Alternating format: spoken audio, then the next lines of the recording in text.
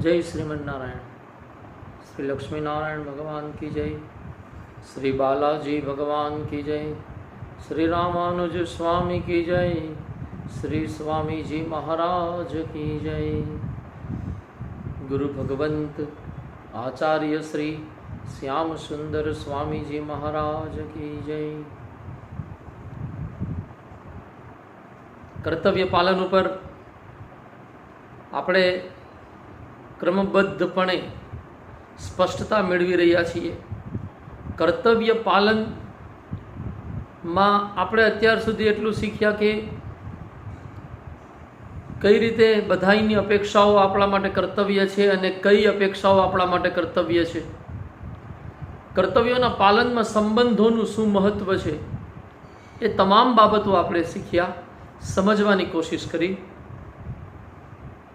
આજના આ વ્યાખ્યાનની અંતર્ગત હું કોશિશ કરીશ કે કર્તવ્ય પાલનની ક્ષમતા પ્રાપ્ત કરવા માટે આપણે જે અનેક સદ્ગુણો અને કૌશલ્યો વિકસાવવા પડે એ સદ્ગુણો અને કૌશલ્યો કયા કયા છે। કૌશલ્યને અંગ્રેજી ભાષામાં સ્કિલ્સ કહીએ અને સદ્ગુણોને વર્ચ્યુસ કહીએ। કયા સદ્ગુણોના વિકાસથી કર્તવ્ય પાલનમાં મનુષ્ય સફળ થાય છે અને એ કર્તવ્ય પાલનમાં સફળતાના આધારે તે પોતાના જીવનમાં સંપૂર્ણ સફળ થાય છે। એ વાત ઉપર આજે મેં વિષય લીધો છે કે કર્તવ્ય પાલનની ક્ષમતાના વિકાસનો સૌથી અગત્યનો સદ્ગુણ કોઈ છે તો એ સદ્ગુણનું નામ છે વિવેક। વિવેકના માધ્યમથી વ્યક્તિ પોતાના કર્તવ્યની સુસ્પષ્ટ ઓળખ કરી શકે છે। કર્તવ્યના માધ્યમથી જ વ્યક્તિ પોતાના કર્તવ્યનું પાલન કઈ રીતે, કયા સમયે, કોના માટે કરવું એનું નિર્ધારણ કરી શકે છે। વિવેકના માધ્યમથી જ કર્તવ્ય પાલનની નિષ્ઠા, કર્તવ્ય પાલન પ્રત્યે વફાદારી અને કર્તવ્ય પાલન પ્રત્યે તમારી સતત સક્રિયતા સુનિશ્ચિત થાય છે। આજના વ્યાખ્યાનમાં આ વિવેક રૂપી સદ્ગુણોની વ્યાખ્યા કરવાની, ક્ષમા કરજો, વિવેક રૂપી સદ્ગુણની વ્યાખ્યા કરવાની કોશિશ કરીશ। વિવેક શું છે?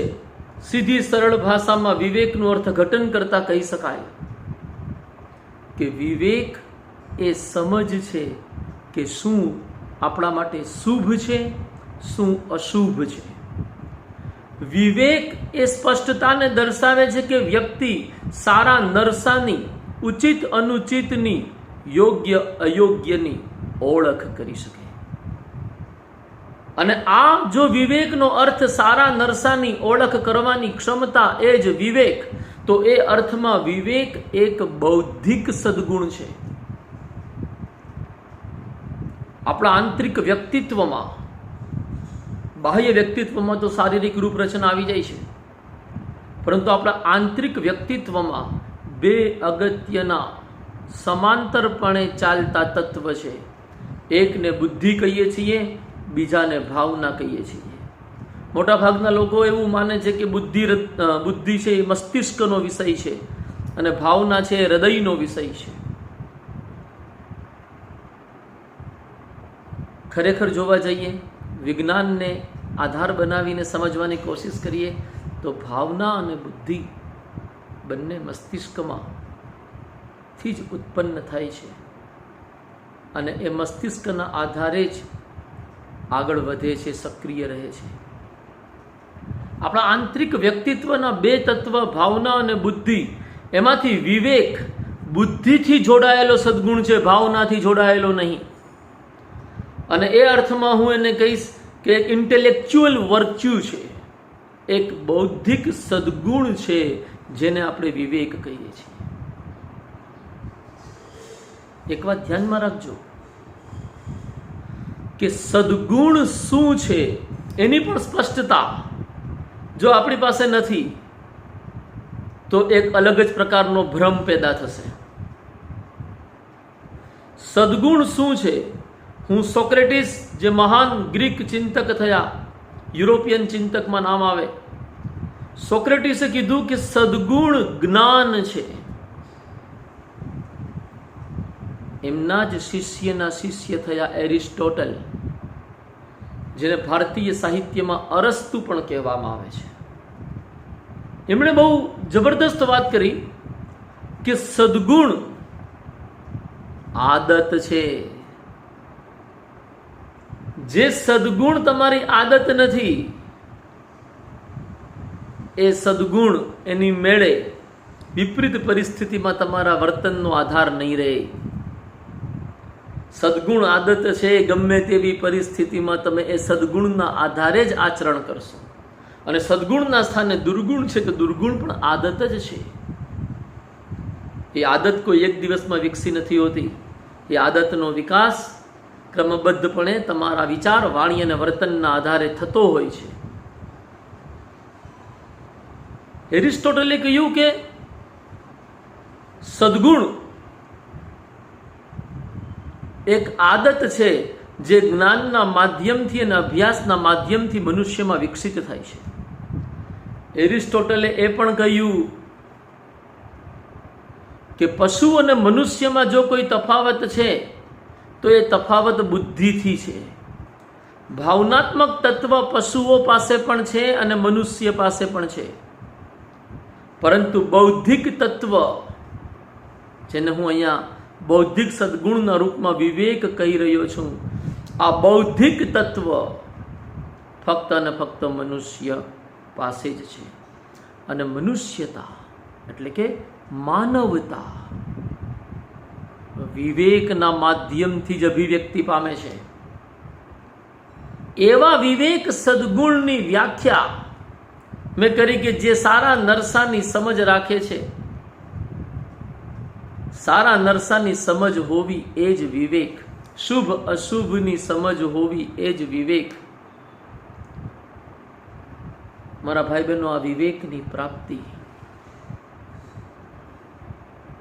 આપણને જ્ઞાનના માધ્યમથી અને અભ્યાસના માધ્યમથી થાય છે. ધ્યાનમાં રાખજો, મહાભારતમાં યુધિષ્ઠિર એક વિવેકશીલ અને કર્તવ્યનિષ્ઠ જ્યેષ્ઠ પુત્ર છે, પરંતુ એ જ યુધિષ્ઠિર વિવેકની અર્થઘટન, પરિસ્થિતિના તાર્કિક વિવેકપૂર્ણ અર્થઘટનની અંદર અસફળ થાય છે. જે સમયે દુર્યોધન તરફથી દ્યુત એટલે જુગાર, દ્યુતનું નિમંત્રણ મળ્યું, ત્યારે ઇન્દ્રપ્રસ્થના શાસકના રૂપમાં યુધિષ્ઠિરે પોતાના કર્તવ્યની વ્યાખ્યા કરતા કહ્યું કે કોઈ રાજાએ યુદ્ધ અને દ્યુતનું નિમંત્રણ નકારવું ન જોઈએ. એક રાજા તરીકે મારું કર્તવ્ય છે કે દ્યુતનું નિમંત્રણ જો દુર્યોધને આપ્યું છે તો એ નિમંત્રણનો હું સ્વીકાર કરું. મારા ભાઈ બહેનો, બહુ સ્પષ્ટ શબ્દમાં કહીશ કે દ્યુત અનીતિ છે કે નીતિ, એને સુસ્પષ્ટપણે પરિભાષિત કરવામાં યુધિષ્ઠિર સફળ છે. અનીતિનું આચરણ કઈ રીતના રાજાનું કર્તવ્ય હોઈ શકે? યુધિષ્ઠિરે ફક્ત રાજાનું એ કર્તવ્ય જોયું કે કયું નિમંત્રણ સ્વીકાર કરવું અને કયું નિમંત્રણ સ્વીકાર ન કરવું, પરંતુ એણે રાજાના રૂપમાં પોતાના એ કર્તવ્યની સ્પષ્ટ ઓળખ ના કરી કે નીતિ અને અનીતિમાંથી સતતપણે કોની પસંદગી કરવી. મારા ભાઈ બહેનો, વિવેક તમને એ નિર્ણય ક્ષમતા પ્રદાન કરે છે કે કોઈ ચોક્કસ પરિસ્થિતિની અંદર તમારા કર્તવ્યની તમે સુસ્પષ્ટ ઓળખ કરી શકો અને પરિસ્થિતિના તમામ પાસાઓને ધ્યાને રાખી નીતિ, ધર્મ, ન્યાય અને કર્તવ્યને ધ્યાને રાખી તમે તમારા કર્તૃત્વ એટલે કે તમે તમારા કર્મ નક્કી કરી શકો છો. અને એ તમામ કર્મ કર્તવ્ય સમર્પિત છે અને એ કર્તવ્ય સમર્પિત કર્મોનું નિર્ધારણ વિવેકના માધ્યમથી થયું છે. અને આ જે સારા નરસા, શુભ અશુભની સમજના આધારે કર્તવ્યની ઓળખ, એ કર્તવ્યની ઓળખના આધારે શું કર્મ, શું સંકલ્પ લેવા છે, એ સંકલ્પનું નિર્ધારણ વિવેક કરે છે. આપણા શાસ્ત્રોમાં લખ્યું છે બુદ્ધિ વિકલ્પો પ્રદાન કરે છે. હું એમ પણ કહીશ બુદ્ધિ વિકલ્પોની વચ્ચે સંકલ્પ કરવાની સમજ પણ પ્રદાન કરે છે. તમામ વિકલ્પો મારી પાસે ઉપલબ્ધ છે, પરંતુ હું કયા વિકલ્પને મારો નિર્ણય બનાવી મારા કર્મ નક્કી કરીશ, એવો સંકલ્પ પણ બુદ્ધિથી જ જન્મ લે છે. ફરી એક વખત એ વાત આપની સમક્ષ રજૂ કરવા માંગીશ જે એરિસ્ટોટલે કીધું કે જો બુદ્ધિ જ મનુષ્યતા છે તો મનુષ્યની ભાવનાઓ ઉપર બુદ્ધિરૂપી વિવેકનું આધિપત્ય હોવું એ જ માનવ થવું છે. અનેક લોકો ભાવનાઓ પ્રમાણે દોરાતા હોય છે. ક્યારેક અત્યંત દયાળુ દેખાય, ક્યારેક અત્યંત આવેશશીલ દેખાય, ક્યારેક એક જ વ્યક્તિની પ્રશંસા કરતા દેખાય, બીજી પરિસ્થિતિમાં એ જ વ્યક્તિની નિંદા કરતા દેખાય. એ ખુદ મહેસૂસ કરે છે કે મારા વિચાર, વાણી અને વર્તનમાં અસંતુલન છે. એ અસંતુલનનું કારણ ભાવનાઓ પ્રમાણે દોરાતું જવું. ભાવનાઓ ખોટી છે એવો કહેવાનો આશય નથી, પરંતુ જો ભાવનાઓ ઉપર બુદ્ધિરૂપી વિવેકનું આધિપત્ય નથી